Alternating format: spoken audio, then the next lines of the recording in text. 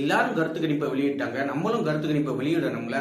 நாங்களும் நம்ம குழுவும் தமிழ்நாடு முழுவதும் எல்லா தொகுதிக்கும் போனோம். அந்த வாக்களிச்சுட்டு வந்தவங்கிட்ட அப்புறம் யாருக்கு வாக்களிச்சீங்க, எந்த கட்சி ஜெயிக்கும் நினைக்கிறீங்க, இப்ப பல பேர்கிட்ட கேள்வி கேட்டோம். சுமார் 36 லட்சம் பேர்கிட்ட நாங்க கேள்வி கேட்டிருப்போம். அந்த 36 லட்சம் பேர்ல பல விதமான கருத்துக்கள் சொன்னாங்க.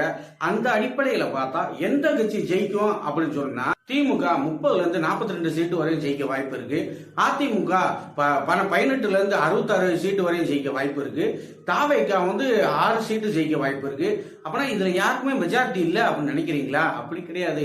இதுலதே அதிர்ச்சியே இருக்கு. கருத்து கணிப்பு கேட்ட அத்தனை மக்களும் நாங்க விவசாயி சின்னத்துக்கு ஓட்டு போட்டோம், சீமான் அண்ணனுக்கு ஓட்டு போட்டோம் அப்படின்னு எல்லாரும் சொன்னாங்க. எங்களுக்கே வியப்பா இருந்துச்சு. ஏன்னா சீமான் அண்ணனே இதை நம்ப மாட்டாரு.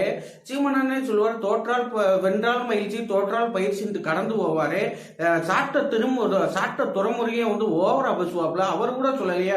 காரைக்குடியில சீமான் அண்ணன் ஜெயிப்பாரு, ஒத்த தொகுதியிலேயாவது நாம் தமிழர் கட்சி வெல்லுன்னு அவர் கூட சொல்லல.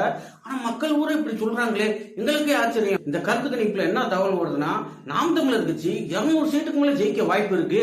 எங்களுக்கு அதிர்ச்சி. அடுத்த முதலமைச்சர் சீமான் அண்ணனே வரப்போறாரு அப்படின்னு தமிழக மக்கள் எல்லாருமே கருத்து தெரிவிக்கிறாங்க. என்னப்பா போதுமா சொன்னது? இனிமேலாவது அழுகாதீங்கப்பா. அழுது ஒப்பாரி வைக்கிறீங்க. திமுக போடுறாங்க, திமுக அத்தனை சீட்டு போடுறாங்க, அதிமுக அத்தனை சீட்டு போடுறாங்க, தாவேக அத்தனை சீட்டு போடுறாங்கன்னு அழுகுறீங்க. போதுமா? நான் சொல்லிட்டேன், 200 சீட்டுக்கு மேல நீங்க ஜெயிப்பீங்க.